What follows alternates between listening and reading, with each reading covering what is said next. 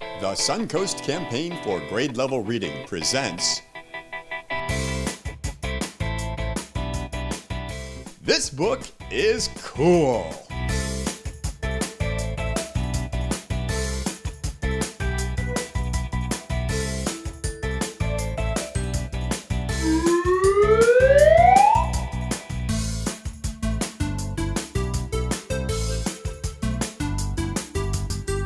Hello, my friends. Welcome to This Book is Cool. My name is Beth Duda, and I'm the director of the Suncoast Campaign for Grade Level Reading. Today, we have a very fun book. It is a Theodor Seuss Geisel honor book, Hi Fly Guy. We also have a very special guest with us today.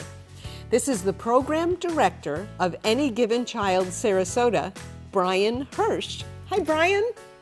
Hey, Beth, it's awesome to be with you today. It is awesome to have you here, and I'm so thrilled that we get to talk about a book that is so much fun. It's a ton of fun. I think it's probably pretty fly too. I mean, can we do that, right? I love that. A little bit of pun action. This book is cool because it does have some puns. It's got slapstick. I mean, first of all, check out this super fly cover. So really, the fun is from beginning to end. Fly Guy uses the word or the sound buzz all the time. And that just happens to be the name of the child that he lands on. Hilarious. You know, that's part of it, how it all ensues. And I think those misunderstandings are indeed a classic comedy of errors.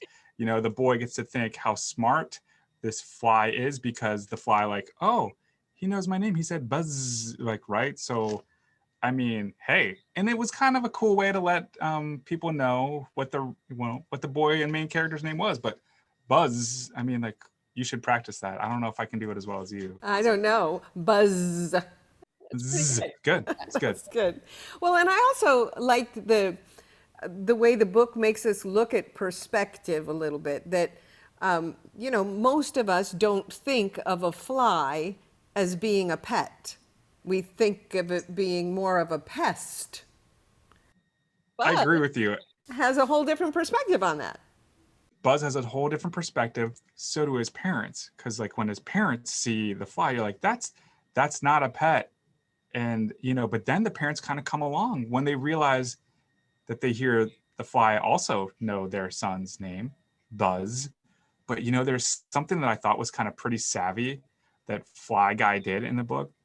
Not only did he know the boy's name, but he lands like right on his face to ensure that no one could swat at him. So to kind of buy a little bit of time and credibility, the fly is really smart, but not just because he knows the boy's name. That's right. And fun for us to see other people discover how special Fly Guy is. Yeah, Fly Guy's super special. He's got to convince like a whole jury, you know, in this like amazing pet show when people are, you know, he's got to do some fancy flying tricks and some barrel rolls and all kinds of things. But Beth, you know, what's your take now? You know, pest or pet, what do you think Fly Guy is? Well, I have to say, much the same way that the book Charlotte's Web made me look at spiders in a new way, I have now been looking at flies in a new way. So I have to say I'm leaning towards pet. Yeah, well, do you talk to the bugs that are flying in or around your house? Well, first I try to make sure I don't have bugs flying in my house, but flying around my house, yes, I would say that, you know, with my imagination, I give them little lives of their own. And they're certainly not always pests because I love those conversations we can, and maybe even if you do have additional pets in your house, like I know our pet in our house talks to the lizard outside of the window like every single day. Their conversation may not be as like funny because I think they might be tantalizing each other a little bit, like, hi, you're behind the window, I'm behind the window. So I think that these pets in general, these animals, these creatures like Fly Guy do have something to say.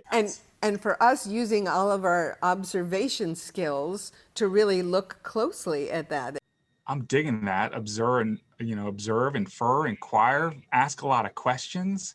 Maybe ask a lot of the questions when we take a little walk outside. Maybe we ask a little questions when we see things outside. Oh, I would like that. Now, Brian, I did introduce you as the project director of Any Given Child, but I know you have an even more important job. You are a father. It's funny. I was just talking to a friend literally today about, one of the most important jobs in the world of being a parent. So it's the first job I have when I wake up. And I would say with both our kids, we have a 12-year-old daughter and a 10-year-old son. We've been reading to them since the very beginning, since they were babies, actually probably in utero, quite frankly. We were reading to our kids, singing with our kids. Their pitch is fantastic, but reading all along and always asking questions. Maybe on a day where we're a little less tired, we might bring some more animation into our voice and characterizations. I specifically remember reading a lot of Fly Guy with our son. That was a very popular series in our house. So I'm super stoked that you somehow selected me to help talk about Fly Guy today. I'm excited to share Fly Guy with a lot of children this summer and beyond. Why do you think reading is so important? It's something you will always do. You can read to learn. You can read to gain insight. You can read to get perspective, just like our friend Buzz and Fly Guy. When I read something like Fly Guy, I see, okay, this is maybe a portal or an entry for some, but I like talking about other things that fly too. And with my son, we've maybe moved on from Fly Guy to things that fly, like SR-71 Blackbirds or super cool airplanes or whatever it might be. And then we get to read about those things too. So reading is just something we can always do and do together.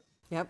And it does bring joy, it brings knowledge, and I am so grateful to you that you took time out of your day to share with us some of the wonderful gifts that reading give to us, and your beautiful copy of Hi Fly Guy. I don't know if you saw mine. Mine is not as sparkly as yours is. Well, I somehow think you just gave me the sparkles because you're so generous. Well, that I you think thought I want personality.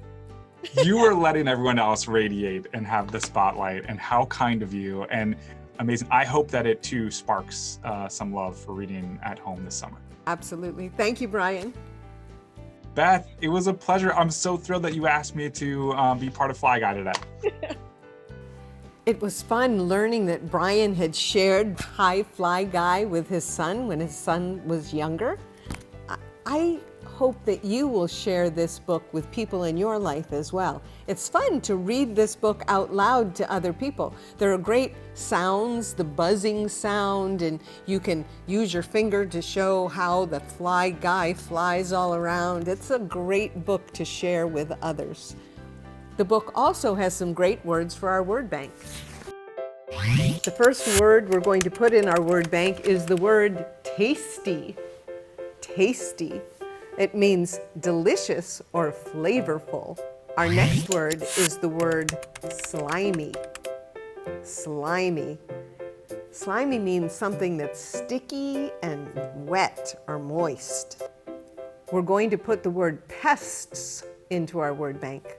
Pests. That's someone or something that annoys or bothers people. We're going to add the word shoe to our word bank, but not the shoe that we wear on our feet.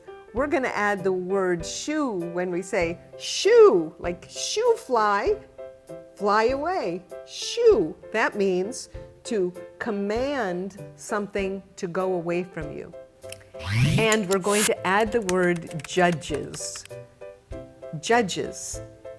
Judges are people who decide the winner in a contest or a competition. The character of Fly Guy is really fun, and you might want to make your very own Fly Guy. And that's what we did for our activity this week. We created our very own Fly Guy. We made this Fly Guy out of poster board. And first we cut a big oval shape and we colored it in the color we thought Fly Guy would be. And then out of poster board, we added some eyes and colored in the pupils of the eyes, and we made a long teardrop shape for the nose. And then we added wings. And we added all of those things with tape. We also added some pipe cleaners to the head. They're also sometimes called chenille stems, and some arms and some legs. And so now we have a Fly Guy who can fly all the way around and land on his friend Buzz's face.